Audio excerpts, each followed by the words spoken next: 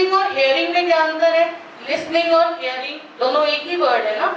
So what is the difference between listening and hearing?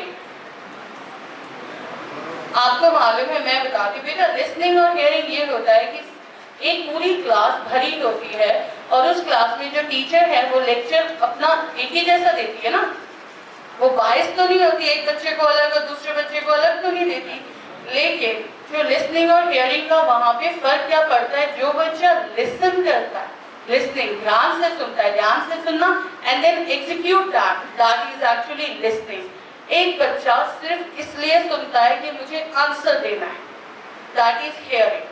इसीलिए एक बच्चा 100 में से 100 मार्क्स ले जाता है और दूसरा बच्चा 100 में से 30 लेके जाता है, फिर वो बोलता है मुझे तो समझ आया था लेकिन मैं बाहर गया तो मैं भूल गया।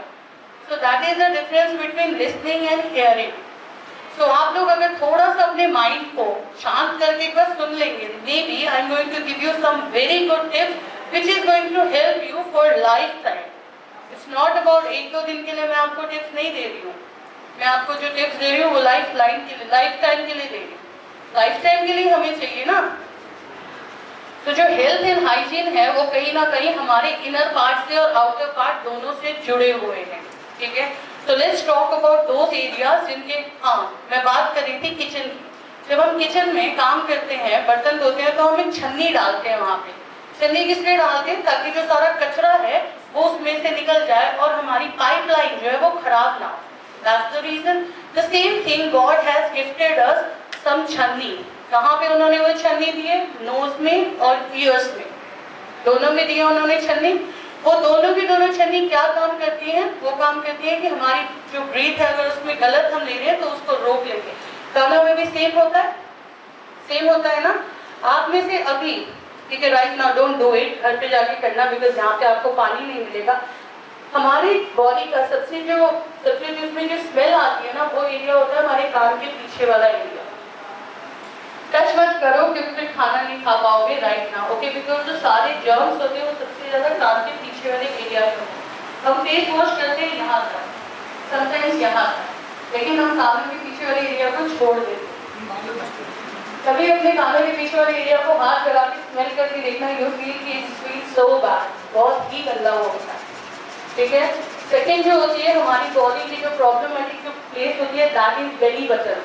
We all have a belly button, हम सबके पास है ना बेली बटन, पेट में बटन, आप उसको देखिए, दैट्स आल्सो वेरी, उसमें से बदबू भी आती है। The third one, your feet, जो आपके पैर होते हैं, बिकॉज ये तीनों चीजें एक ऐसी चीजें हैं जिनको हम कहीं ना कहीं इग्नोर कर देते हैं, और जब हम सॉक्स किसी के सामने उतारते हैं तो दूसरा इंसान बैठ नहीं पाता है। It happen or not? So what we need to do, we need to understand it. Now एक और चीज, अभी मैं इनर की भी बात करें। Whatever we are going to eat, suppose करो कि अगर हम सिर्फ जंक फूड्स खाते हैं, सिर्फ junk food, every day we are going to eat junk food, तो जो जंक फूड को बचाने की ताकत क्या हमारी बॉडी में है? Are we meant for eating junk food? क्या हमारी बॉडी जंक फूड रोज खा सकती है? नहीं खा सकती। तो उसके बाद वो क्या प्रोड्यूस करते हैं? वो जितना बचा सकते हैं उतना बचा लेते हैं, उसके बाद उसके बैड इफेक्ट हमारी बॉडी पे आते हैं।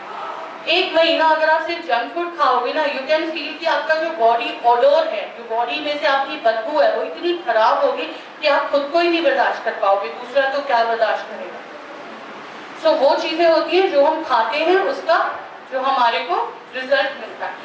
The main thing, bad breath, जब हम किसी से बात करते हैं और अगर हम उसके पास जाते एक बैड ब्रेथ आती है, अगर कितना भी अच्छा प्यार हो, कितना भी अच्छा बोलता हो, कुछ भी हो, बट आप उस बंदे के पास नहीं जाना चाहते जिसकी सांस में से बदबू आती है। इट हैपन और नॉट? तो उसकी हम सफाई कैसे करेंगे?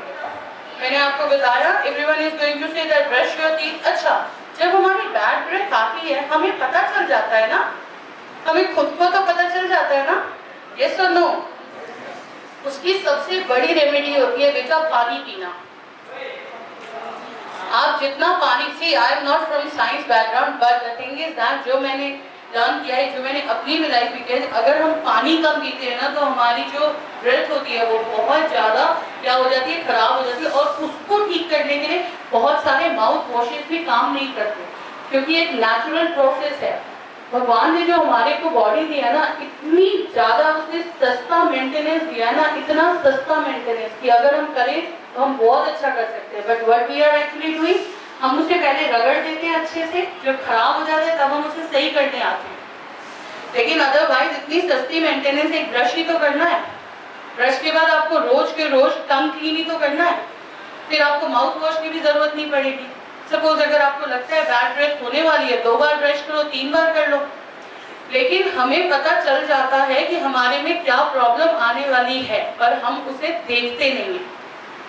यस और नो?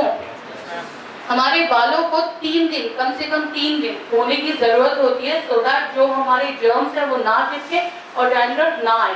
लेकिन मोस्ट प्रोबेबली 1 हफ्ते में 1 दिन धो रहे, उससे दैट्स नॉट गुड।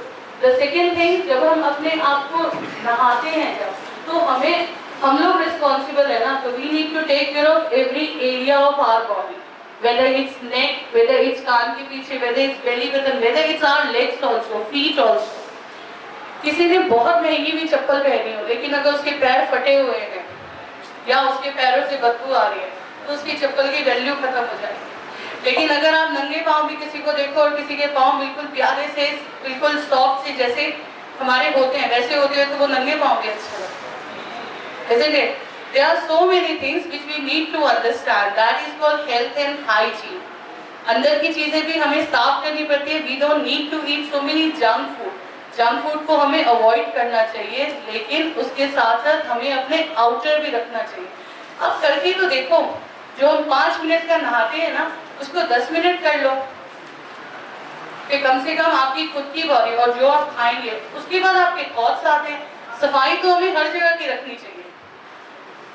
आउटर बता दिया, खाना खाएंगे वो बता दिया, नेक्स्ट सफाई हमें करनी चाहिए अपने थॉट्स की। अगर हमारे अंदर अच्छे थॉट्स होंगे ना बेटा, तो हम वैसे ही अच्छे लगने लगेंगे, isn't it?